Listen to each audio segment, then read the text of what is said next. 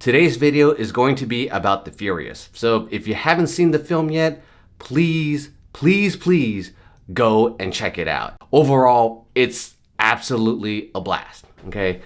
Now, it's been a week since I watched the film, and I've let a few things stew in my head for a bit. Me and my wife have been going back and forth about what we liked and what we disliked about the film, and today I'm going to be sharing those thoughts with you. So, first off, I'm going to say this. The Furious is pretty much everything I hoped it would be. I've been reading a lot of the tweets about how transformative the film is in terms of action choreography and in terms of it being a benchmark for what Hong Kong could create, especially when it comes to what action design will be in the future. And yeah, I think Kenji, for the most part, hit everything out of the park. Many of my mutuals on Twitter are very aware that I can be a bit of a critic when it comes to Kensuke Sonomura. And I want everyone to know that it isn't because he isn't devoid of ideas or devoid of creativity. Far from that. The man is amazing. And watching Hydra and Baby Assassins is already an indicator of how amazing he is.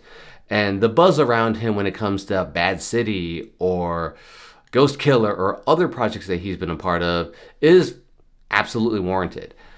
Now, when it comes to Kensuke combining and teaming up with Kenji's direction, I think it's the best I've ever seen. A lot of my hangups with Kensuke Sonomura's action choreography are less about what he has in mind when it comes to exchanges between fighters, concepts, ideas, throws, grappling, boxing, right? It's more about his attempts to revitalize the action genre when it's kind of hard to do that in Japan. As some of you already know, Hydra was filmed in 5 days, and I believe from what was being spoken of about the Action for Everyone podcast, Baby Assassins was filmed in 6 days. That's already amazing, right?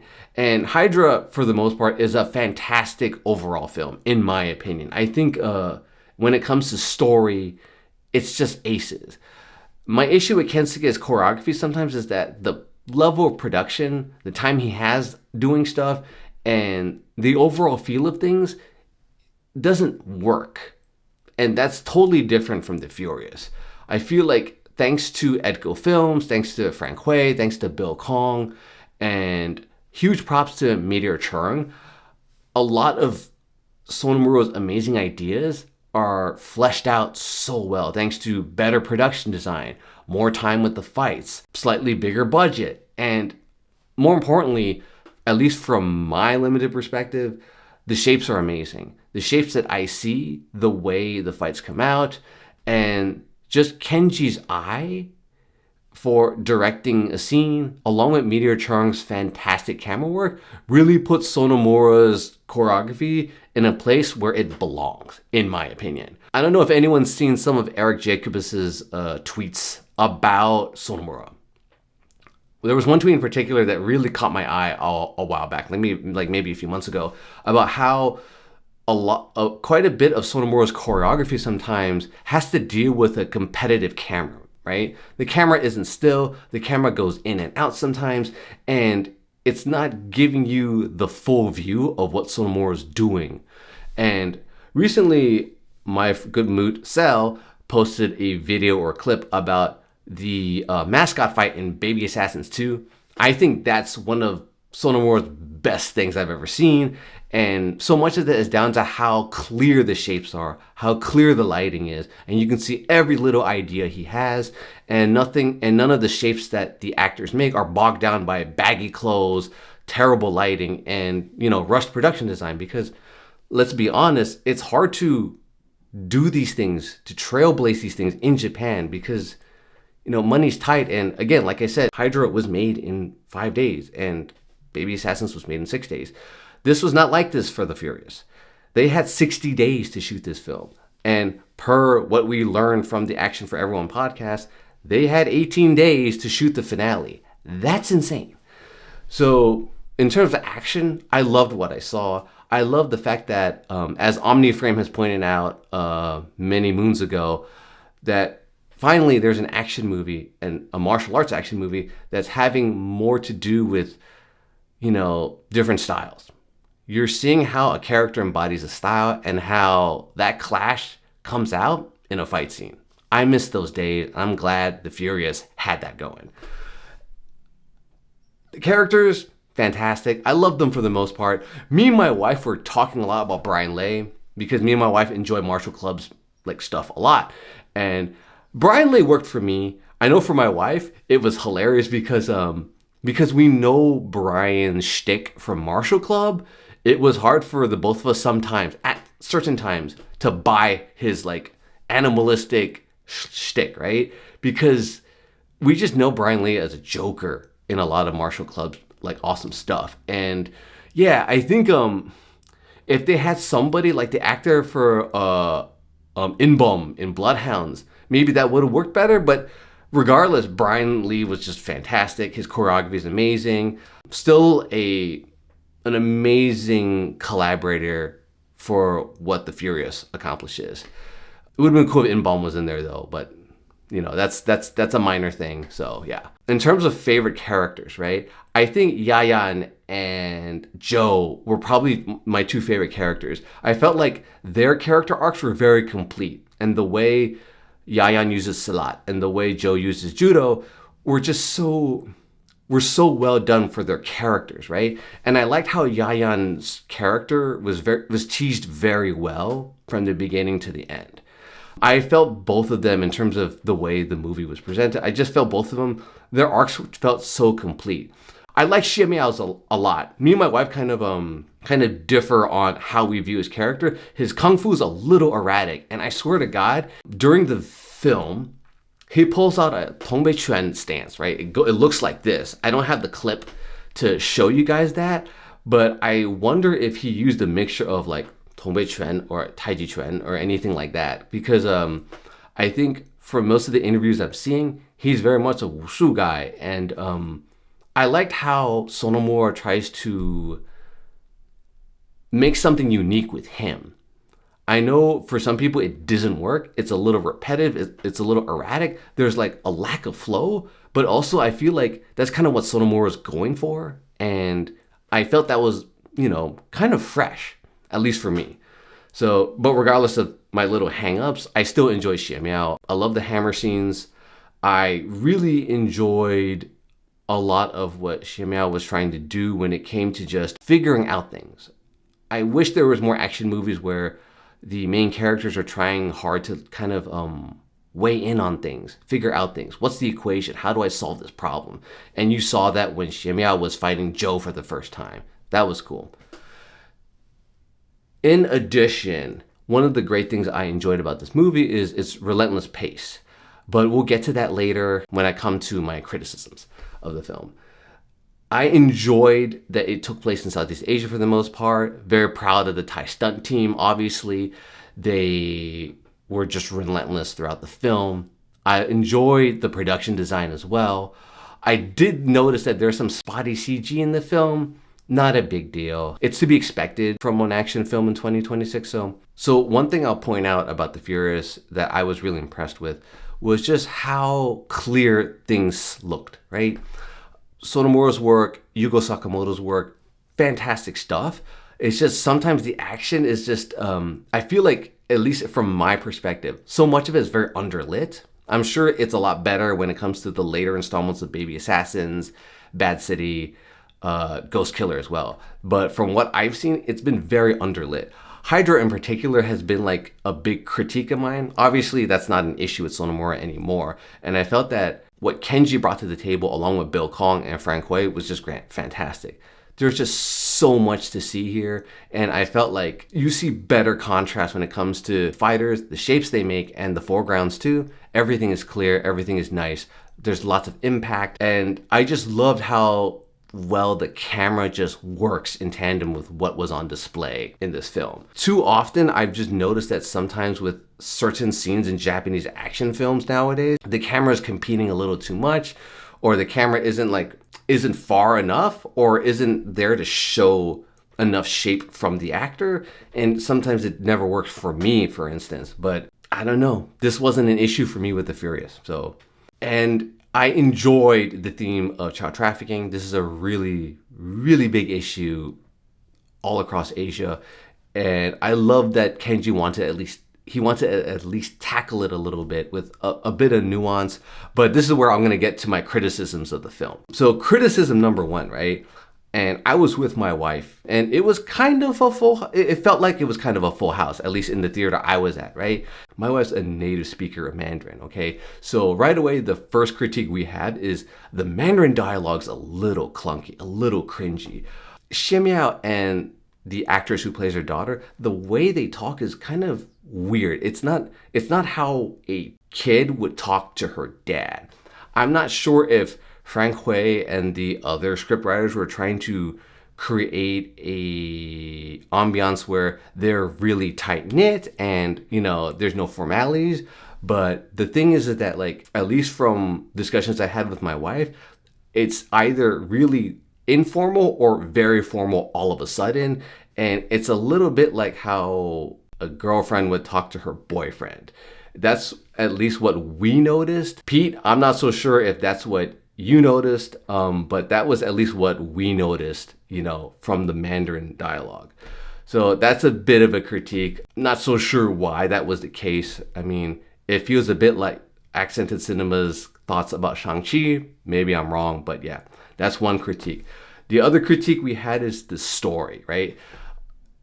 Some of the Xie Miao is able to discern the ice truck a little bit too easily, and some things are a bit too convenient for convenience sake. Not a big deal, right? But one of the things that I noticed is that there's a lot of depth hidden in the subtext between the fights, right? And per Pete Lee's recent tweet, it makes me wonder if, you know, a lot was cut. My wife was suspecting that. And then, you know, we saw this tweet, and it makes me really hope that maybe this 4-hour cut might be released one day, right? I definitely have to ask you, talk a little bit about putting the movie together in the editing room, because did you end up with a lot of deleted scenes, or does that not happen in this? Because our first assembly, 4 hours, and we must trim. That makes it. So it took. Wait. You had 60 days, and you managed. I don't understand. I still don't understand how you made this movie. I really don't. But we were fast. But luckily, we are so lucky to have this lovely, talented actor, because we don't have many injured, and it's very smooth because they can everything, every choreograph they can deliver. It's very, very well. So 4 hours and trim to the 112 minute 9. So a lot of deleted. So sorry guys, but was it a lot? Did you delete a lot of action, or is it a lot of story like dialogue? The overall, some of the drama scene and some of in the action scenes, we not the deleted whole scene, but trim a little. Yes, I totally understand. I think that would flesh out the film a lot better, because it felt like when we were watching the movie, a lot was just a lot was missing. A lot of details were missing. Things were a little bit too convenient. There was a lot of narrative jumps sometimes. I didn't think it worked or flowed that well. So maybe that 4-hour cut might work, or maybe it doesn't. I kind of felt like, since the film had 2 leads, I wish it followed the narrative like flow of something like Iron Monkey, where there was also 2 leads kind of competing for screen time, and then they band together and fight the bad guy. I think that would have been a really good template for this kind of movie. Another critique we had, right? The dubbing is okay. I know, as Kenji pointed out in interviews recently, he said that the dubbing was kind of there as a throwback to, you know, the action movies of yesteryear, which is good. I don't think it worked for me. The setting is really cool. I like that most of it was filmed in Thailand. I haven't been in Thailand in a very long time, but there are scenes in the film where you can just like blink, and if you've been to Thailand like I have, you'll know that it's Thailand. It's very easy to kind of spot, right? And one of the things that's really weird is that, you know, the film takes place somewhere in Southeast Asia. It's not, you can't really tell where, right? But sometimes you'd hear people speak in English. Sometimes you'd hear people speak in either Tagalog or maybe Bahasa, maybe. I'm not so sure. For my fellow SCA people, maybe you can tell me. So in a way, that's kind of cool because, it's easier to film in Southeast Asia, right? You'll have more access to like, a more affordable crew. And, it's easier to film like a setting where more Asians can come together. That's harder to do that in Japan or Korea or even China, from my perspective. And I know Kenji shared that tidbit too in the Action for Everyone podcast. So I think that was a cool masterstroke, but at the same time, there's a trope in action cinema where Southeast Asia is pretty much a lawless hellhole. So I know Kenji was trying to avoid any associations with that, but I'm not so sure if that helped at all. Regardless, I still had a good time with that. So yeah, it is what it is. Another critique me and my wife had goes back to the theme of child trafficking. Now, the theme of child trafficking, as we all know, is a pretty serious one. It's a theme that deserves a lot of details, a lot of examination, and a lot of clarity, right? And, for The Furious, it's kind of pretty topical about child trafficking, right? We don't need a thesis about that from an action movie, right? But for a movie that really tries to go into the nitty gritty of it, especially because Ji Yanin is kind of like the first person to kind of like kickstart everything in the film, I kind of wish it went in a little deeper because I think a subject like that deserves that. So that's why I hope the 4-hour cut can kind of like satisfy that itch for those of us who really want to hear more about this kind of real big deal issue, right? But I'm not sure because from what I understand, I know certain regions in Asia might be getting an altered film or at least a film that's cut in some places. So I'm not sure how that's going to work out. But yeah, I kind of wish the film kind of digged in a little deeper with this theme about child trafficking. But yeah, kind of is what it is. Another critique we had kind of stems a bit on the police. Now, the criminals in this film, right, have a strong relationship with the police of this country. And that was that was a little contrived and it felt very rushed. It felt very ham-fisted, at least for the version I saw in America. So again, this goes back to the 4-hour cut. Maybe they're gonna tease that a bit better in that cut. I hope. But yeah, it felt a little rushed. And I will say, like, as big and as cathartic as the child rescue scene was, the scene where the police decide to turn their back on the police captain or the head of police to do the right thing, it felt a little hammy, but that's just my opinion. In addition, the police were totally useless in this film. Totally useless. And speaking of which, one of the other criticisms me and my wife had is about Xie Miao's character, right? I think everyone is convinced Xie Miao was probably a crime figure, and I wouldn't put past this movie to make him seem like he was a former crime figure. Me and my wife were kind of saying to each other that because Xie Miao is able to detect license plates, colors, write in English, and do all these other things when his kid was abducted, we're kind of thinking he might have been a former cop or a narcotics officer. But, we'll never know until, the sequel comes out, which I'm assuming is going to focus more on his backstory. I think the film tried to leave it as a mystery, tried to infer things as best as possible. I don't know if it worked as well, but, it is what it is because, we're kind of not here for, his epic backstory. We're kind of here to see him kick a lot of ass. And he kicks a ton of ass here. Watching Jet Li's discussions with Xie Miao about how he feels about the movie were pretty entertaining and pretty enlightening. And just seeing somebody with pedigree like Jet Li talking about how refreshing this movie was kind of awesome. Because the movie really was. And at least for my screening, people really enjoyed what they saw. They enjoyed that Brian was crazy, Xie Miao was vicious, and Joe was just all about control. Now, if there's one thing that me and my wife aren't critical about, all right, it's going to be Yayan. Yayan, for the both of us, kind of almost stole the film. Yayan introduced himself so well in the first arc of the film, And by the time it was the finale, he was just, you know, this is what you get from an experienced stunt guy like Yayan. Absolutely fantastic. He was just a menace whenever he showed up, and he gave Joe so much hurt. It was amazing. And Joe's inclusion in the finale was just phenomenal. There was so much raw emotion and intensity, and I loved how Joe just, toward the end, he just gave up judo and finishes Yayan in the most brutal way possible.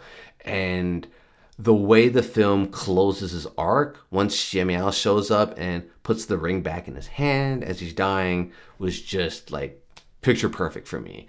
I just feel like Yayan and Joe in particular, they were the best part of the movie from our perspective. And I just kind of wish there was more to that for Xiamiao's character. The ending was, it is what it is from like from a Hong Kong action film. It almost felt like a very old school Hong Kong action film, which is both a good thing and an expected thing. Not a big deal. And one thing I really enjoyed about the film as well is how visceral it was. I think the thing that really helped me, at least when it came to buying into the world of the film, was the desperation Xiamiao showed in the beginning action scene when his daughter is abducted. The amount of insanity he's experiencing from Brian and the rest of the abductors was just, that was intense. That really sold me, and it just felt like, oh yeah, we're in for a ride. I did wish we saw more Jija, and I wish we saw a little bit more Joey. I felt like Joey was fantastic in the finale, but Joey, for me, didn't do enough to kind of set himself up to be an absolute badass toward the finale. Especially when it comes to a kicking character, right? Just like other old Hong Kong films, sometimes the kicking character would have small cameos throughout the movie's runtime before their appearance in the finale, just to show how deadly and badass they are. And I just felt like we didn't get enough of that, at least with the cut I saw a week ago. So there's that.